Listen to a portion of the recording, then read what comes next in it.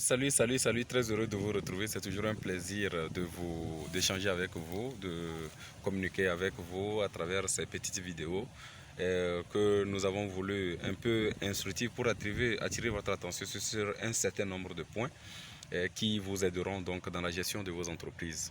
Voilà, mais sachez-le, ce ne sont que quelques minutes d'échange, cela ne suffit pas à aborder tous les aspects, mais juste pour vous donner une idée, mais nous resterons toujours à votre disposition si vous avez besoin d'approfondir un point ou un autre.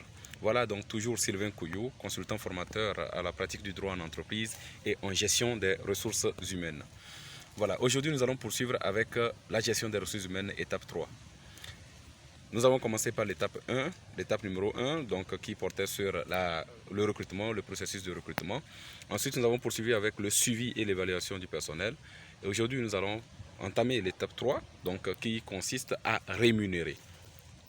Et la rémunération, c'est la contrepartie donc, de la prestation de l'employé. Et donc, dans le cadre du contrat de travail, on va l'appeler salaire. La rémunération s'appelle salaire parce qu'il y a plusieurs types de rémunération selon le contrat dans lequel nous nous trouvons. Dans un contrat de commissionnaire, on va parler de commission. Dans un contrat de prestations intellectuelles particulières, on va parler d'honoraires, on va parler également d'émoluments dans certains cas, on va parler d'intérêt quand on sera dans une relation de contrat de crédit avec la banque, etc. Donc, en tout cas, il y a plusieurs formes de rémunération, mais dans le contrat de travail, nous parlons de salaire. Voilà. Maintenant, le salaire.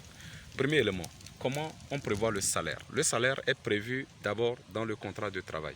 Il est négocié et après scellé par le contrat de travail. Et donc, qui dit prévoir le contrat de travail suppose donc que l'employeur et l'employé se sont entendus sur un montant bien déterminé, un montant de la prestation. Sachez-le, c'est un élément essentiel du contrat de travail comme le droit le considère. Et donc, il fait l'objet d'une attention particulière et même de la jurisprudence. Donc, il faut faire extrêmement attention. On n'impose pas le salaire, on le négocie. Il faut que chacun ait pu donner son accord. D'autant plus dans un contrat de travail, on estime que l'employeur est en position de force et donc pour équilibrer les choses, au moins donner l'opportunité à l'employé de pouvoir négocier son salaire. Donc vous lui proposez ce que vous voulez lui donner et ce que vous aviez prévu selon votre budget et lui, il vous dira également quelle était sa prétention. C'est pour cela, lors de l'entretien d'embauche, on demande quelle est votre prétention salariale. Et l'employé généralement donne un montant, voilà, et à partir de ces deux propositions, on va échanger jusqu'à trouver ce qui convient à tout le monde, à toutes les parties. Donc, une fois qu'il a été prévu, il faut voir est-ce qu'il est prévu en brut ou bien en net. Est-ce que c'est un salaire brut ou un salaire net? C'est quoi la différence entre les deux? Le salaire brut, c'est le montant tel qu'il a été proposé. Donc brut, vous comprenez l'expression brut, c'est que rien n'a été retranché là-dessus. Et c'est ce qui a été prévu dès l'origine. Maintenant, il devient net lorsque on a eu l'occasion, on a déduit les différentes charges salariales, notamment les impôts, notamment les charges sociales. Donc les charges fiscales, on déduit les charges fiscales, on déduit les charges sociales, mais ce n'est pas tout. Si l'employé a eu à faire des avances, a demandé des avances sur salaire au cours du mois, voilà, on va les déduire. Et s'il y a des cotisations au titre de la caisse de secours, par exemple, au sein de la boîte, on va les déduire également. Et à la fin, on aura ce qu'on appelle le salaire net. Donc, quand vous prévoyez dans le contrat de travail, il faut qu'on soit sûr que ce que vous avez prévu, c'est le net ou bien le brut. Si vous indiquez que c'est le brut, ce qui veut dire que c'est de ce brut-là, on va déduire toutes ces charges-là. Et finalement, ce qui restera, c'est ce qu'on versera à l'employé, qui sera inférieur à ce qui a été prévu au début. Ça, c'est évident. Mais si c'est le net qui a été prévu, alors cela suppose qu'il y aura des calculs qui seront faits pour déterminer combien l'employeur aura à ajouter pour trouver le brut à payer. Et voilà. Mais si vous n'avez rien prévu, si vous n'avez rien dit dans le contrat, vous avez juste prévu le montant du salaire, on considère que c'est le net que vous avez donné. Voilà, c'est à l'avantage de l'employé, puisque sachez le droit du travail vise à protéger essentiellement l'employé. Si vous vous abstenez d'indiquer si c'était le net ou le brut, alors on considère que c'était le net. Maintenant, supposons que vous avez recruté un employé. Pendant longtemps, vous ne cotisez pas, vous ne faites aucune cotisation à la Caisse nationale de sécurité sociale à son compte, vous ne versez pas les impôts, etc. Au bout d'un certain temps, lorsqu'on viendra vous faire un redressement social ou fiscal, et qu'on déterminera ce que vous devez à l'administration fiscale ou sociale.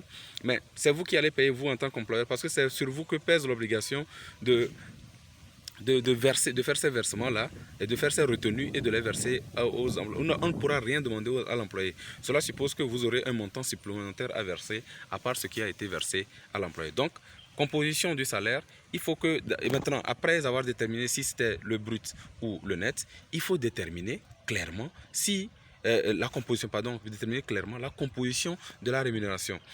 Et on a souvent vu dans les contrats de travail que l'employé sera, en contrepartie de ses prestations, aura un salaire d'un montant de 400 000.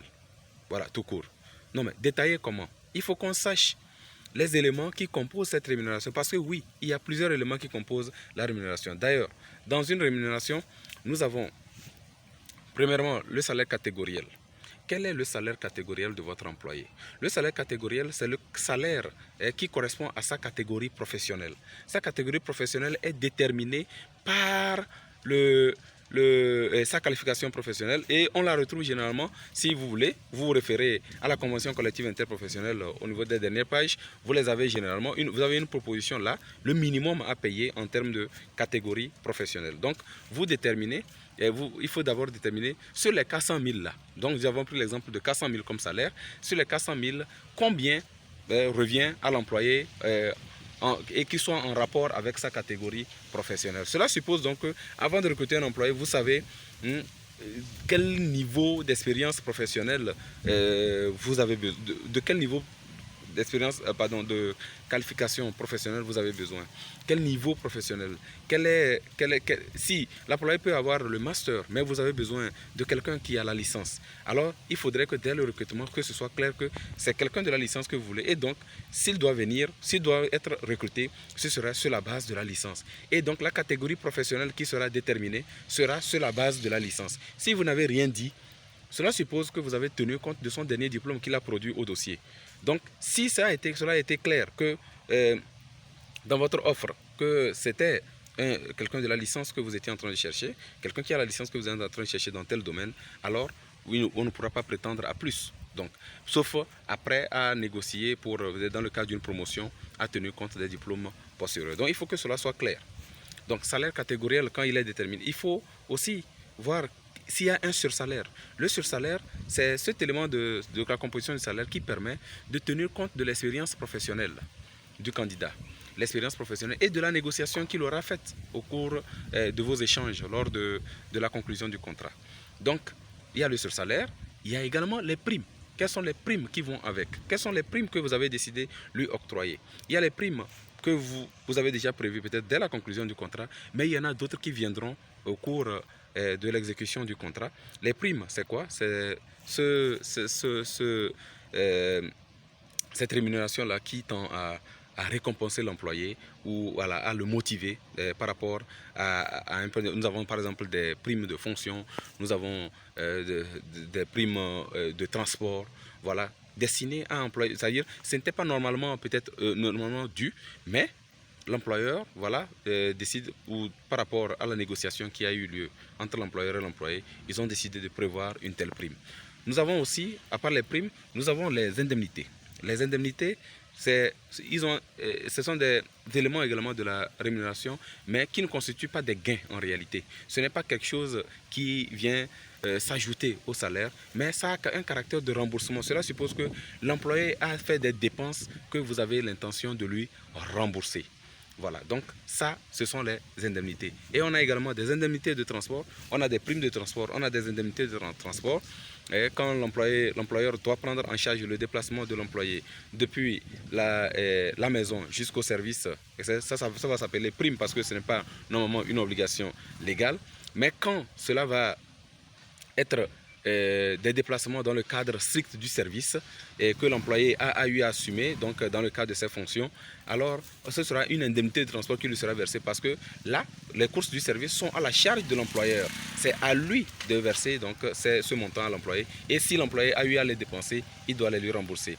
Maintenant, on peut prévoir des forfaits mensuels qu'on verse à l'employé pour couvrir de façon forfaitaire tous les déplacements qu'il aura à faire dans le cadre du service. Maintenant, si au-delà de tout, vous voulez prendre d'autres éléments en compte, alors là, ce sera pris en compte. À part ça, donc, quand vous avez déterminé la composition de la rémunération, n'oubliez pas, quand l'employé, quand nous sommes dans l'exécution du contrat de travail, l'employé peut être amené à faire des heures supplémentaires. Il faut calculer ces heures supplémentaires. Nous pourrons faire d'autres vidéos, voilà, pour vous permettre de comprendre mieux chaque élément. Comment on calcule les heures supplémentaires, comment il faut déterminer la composition exacte du contrat de la rémunération. Il faut que cela vraiment soit suffisamment clair pour vous. Ou si vous-même vous avez des urgences particulières, vous pouvez toujours nous revenir pour vous aider à comprendre mieux. Maintenant, donc avec cette composition, avec la détermination de tous ces éléments, vous allez faire un bulletin de salaire.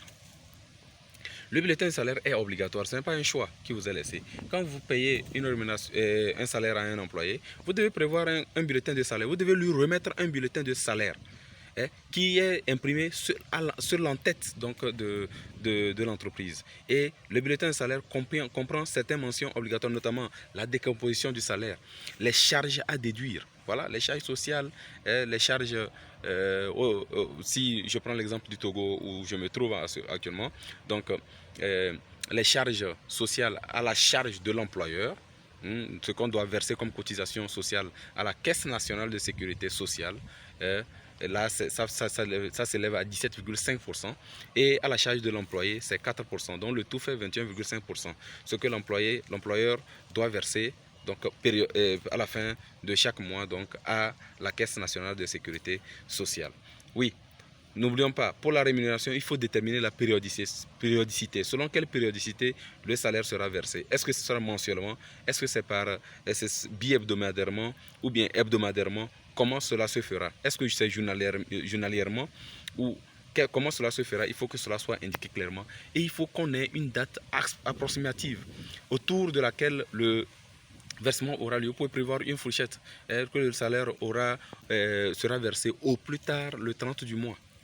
Voilà, ça veut dire qu'au plus tard du 30 de chaque mois, il faut que la rémunération soit versée. Parce que c'est en versant, quand le salaire est régulier, en respectant un certain délai, que cela motive aussi l'employé. Parce que n'oubliez pas, le salaire, il est très vite dépensé et l'employé se retrouve très vite dans le besoin. Il risque de venir vous déranger encore avec des avances sur salaire, etc. Et c'est vous qui serez. Donc, il vaut mieux prévoir une périodicité. Et puis, c'est aussi un élément de motivation des employés quand il sait qu'il travaille et que son salaire est payé dans le temps. Il faut que les employeurs tiennent compte de cet élément qui est donc très important. Voilà, donc sur le bulletin, on a ces éléments. On a en haut, généralement, on a les éléments du salaire. En bas, on a les charges. Et parmi les charges, n'oubliez pas, il y a parfois des avances que vous avez déjà octroyées à l'employé au cours du mois. Il faut les déduire du salaire. Ici, il y a également des caisse de secours. Les employés se sont entendus au sein de l'entreprise pour pouvoir cotiser ensemble, faire une sorte de tontine, etc. Il faut que les cotisations soient prélevées. Il faut que cela soit inscrit également sur le bulletin de salaire. Parce qu'à la fin, il faut qu'on sache exactement combien a été versé à l'employé. Et cela sert vraiment de preuve. Et les bulletins sont à conserver pendant un certain moment. Ça, c'est ce qui est de l'employé dans le cadre de l'exécution normale de son contrat de travail. Maintenant, quand l'employé il est à la fin de son contrat, il a été licencié, il y a des indemnités de licenciement qui peuvent être dues. Donc, il faut savoir les calculer et aussi les inscrire sur le bulletin de paye. S'il est à la fin, s'il est à la retraite, il y a des indemnités de départ à la retraite à inscrire sur le bulletin de salaire. Si c'est dans le cadre d'une rupture conventionnelle, il y a des indemnités de rupture également qu'il faut inscrire sur le bulletin de salaire et bien d'autres éléments dont il faut tenir compte. Nous pourrons revenir sur chacun des éléments comme nous l'avons dit donc précédemment. Donc c'est très important. Vous devez, quand vous faites ces éléments, vous le faites pour chacun des employés et donc vous faites votre traitement de salaire avec tous les éléments possibles bien indiqués et vous pouvez désormais tirer les ordres de virement. Il est conseillé que ce soit donc par des virements bancaires. Donc il faut que les employés aient leur compte pour que vous puissiez leur virer les salaires. C'est aussi un élément de motivation parce que cela permet à l'employé de pouvoir se faire octroyer des prêts par la banque s'il veut réaliser quelque chose de particulier. Au lieu de leur remettre des salaires à main propre, ce n'est pas du tout indiqué. Voilà, donc, et puis, ce n'est pas dans un bar qu'il faut aller verser des salaires à un employé. D'abord, ça, c'est illégal d'ailleurs. Il faut que ce soit à un endroit acceptable, professionnel, voilà, pour pouvoir verser cette rémunération. Il y a pas mal de choses à dire par rapport à cette rémunération, mais sachez-le, nous serons toujours à votre disposition pour échanger en cas de besoin.